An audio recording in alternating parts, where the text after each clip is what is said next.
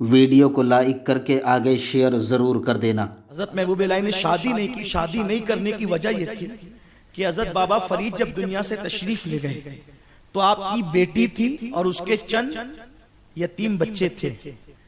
तो बाबा फरीद की बेटी चूंकि पीरो मुर्शिद की बेटी थी, इसलिए हजरत निजामुद्दीन औलिया उनके बच्चों की और उनकी किफालत करते थे। तो दिल्ली के कुछ बदबख्तों ने यह बात उड़ा दी कि मोहम्मद अहमद का और बाबा फरीद की बेटी का, बेवा बेटी का कुछ आपस में चलता है। तो हजरत निजामुद्दीन औलिया ने कहा, अल्लाह की कसम, जो जायज तौर पर किसी को अपने साथ नहीं करना चाहता वो नाजायज तौर पर किसको अपने साथ करेगा। और इस कॉल पर पूरी जिंदगी कायम रहे और आपने सारी जिंदगी निकाह नहीं फरमाया, बगैर निकाह के आप रहे। हजरत बाबा फरीद रहमतुल्लाह अलैह की बेटी की किफालत की वजह से फिर आपकी जिंदगी में बहुत सारे मोड़ आए और फिर एक वक्त आया। मैं इंशाल्लाह फिर कभी अल्लाह ने जिंदगी दी तो हम बाबा हजरत निजामुद्दीन औलिया की जिंदगी बयान करेंगे। लेकिन अब एंड पे आते हुए हजरत निजामुद्दीन औलिया जब आपको खिलाफत मिल गई और खिलाफत लेकर आपको दिल्ली सौंप दिया गया तो आप दिल्ली आए।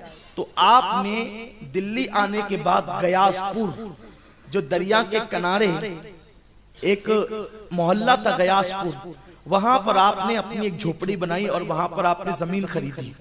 और जब आपने जमीन खरीदी तो वहां पर फिर लोग आकर के बस्ती बसाते चले गए और बस्ती होती गई। आजकल जहां हजरत महबूब इलाही का मजार है उसका पुराना नाम गयासपुर है।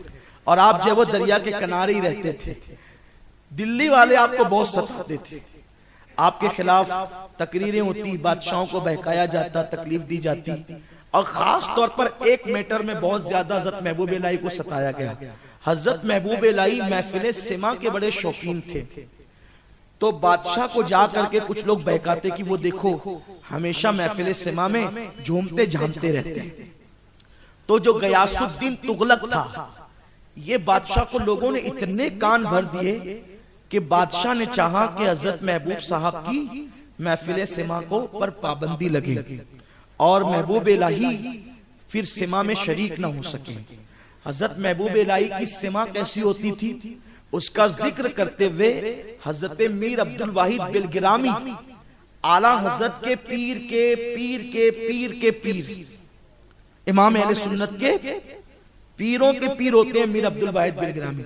और मीर अब्दुल वाहिद बिलगिरामी की किताब सबे सनाबिल शरीफ, इसी एक किताब की वजह से आला हजरत ने उनको मुजद्दिद लिखा है, हजरत मीर अब्दुल वाहिद बिलगिरामी को। और मीर अब्दुल वाहिद बिलगिरामी की वो किताब बारगाह रिसालत में मकबूल किताब है।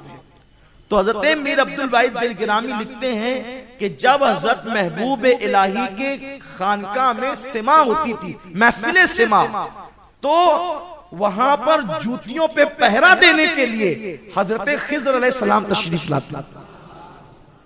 बड़े बड़े अकाबिर औलिया होते थे, बड़े बड़े अकाबिर औलिया और उलमा तशरीफ लाते थे। लेकिन बादशाह को बहका दिया हासिदीन ने। याद रखिएगा, जिसके पास भी नेमत होगी उसके हासिदीन होंगे। हजरत महबूब इलाही इतना दिल बर्दाश्ता हुए हासिदीन से कि आपने फैसला कर लिया कि मैं दिल्ली छोड़ दूंगा।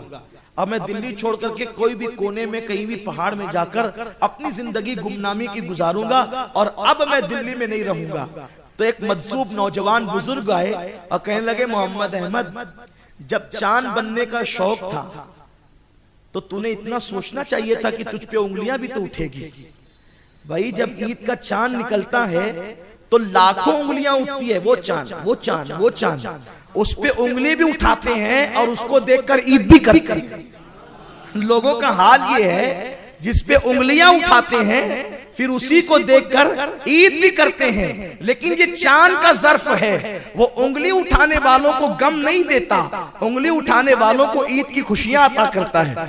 मुझ पे शाम में उंगलियां उठाने वालों, मेरी वजह से सुबह तुम नए कपड़े पहनोगे, मेरी वजह से सुबह तुमको इत्र मन्ना नसीब होगा, मेरी वजह से तुम्हें ईद की बरकतें नसीब होगी। तो उस मजलूम ने कहा, कभी कभी कोई दीवाना भी बड़ी भारी बात कह जाता है। मुझे इतनी लज्जत मिली ये सुन करके जब मैंने पढ़ा, हजरत महबूब साहब की जिंदगी में पढ़ा कि आप जब दिल बर्दाश्ता होकर के आपने सोचा कि मैंने दिल्ली छोड़ देना, ये लोग बहुत सता रहे हैं, बड़ी बदनामी करते हैं, ये कहते थे कि वो तो फजर नहीं पढ़ते। हजरत महबूब इलाही पे इल्जाम ये था वो फजर नहीं पढ़ते। लेकिन महबूब इलाही कुछ नहीं कहते थे कि ठीक है जाने दो, ये बकने दो इनको। क्योंकि कुछ लोग ऐसे नमाजी होते हैं ना कि साल में एक बार फजर में आएंगे, अगर उसी दिन इमाम साहब बेचारे गायब रहे तो होटल में पकड़े पूछेंगे क्यों इमाम साहब आज फजर में दिखे नहीं। यानी अपनी फजर का चर्चा भी होगा और इमाम के नहीं आने का तस्करा भी होगा। ये कौम का हाल है। तो ऐसे लोग हमेशा रहते हैं ना, तो उस वक्त लोग बदनाम करते थे, फजर नहीं पढ़ते। उसी मोहल्ले के लोग हज के लिए गए, जब हज से आए तो फिर घर नहीं गए, सीधे महबूब साहब की खानका में आए, कदम पकड़ के कहते इज्जत माफ कर दिए। कहा कि भाई तुम हज से आए हो, हमें तो तुम्हारे हाथ चूमने चाहिए, तुम्हारी आंखें चूमनी चाहिए, तुम हज से आ रहे हो। कहा नहीं हम तो पूरे दिल्ली में ये कहते थे, शोर करते थे वो फजर नहीं पढ़ते। तो कहा क्यों नहीं पढ़ते, वो मस्जिद में दिखते ही नहीं है। लेकिन अब पता चला कि आपकी फजर कहाँ होती है।